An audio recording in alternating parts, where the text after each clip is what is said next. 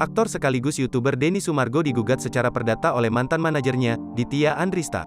Gugatan itu dilayangkan di Pengadilan Negeri Jakarta Barat pada tanggal 3 Februari tahun 2022, kemarin.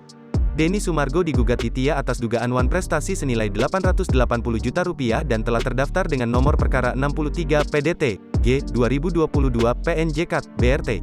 Terkait hal itu, suami Olivia Alan ini pilih menanggapi santai, hingga menyebut gugatan tersebut tidak penting.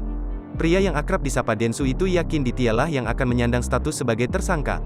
Enggak penting, menanggapi itu, dikit lagi Ditya, jadi tersangka, udah, kata Denny Sumargo, Rabu, tanggal 9 Februari tahun 2022, seperti diwartakan Kompas.com.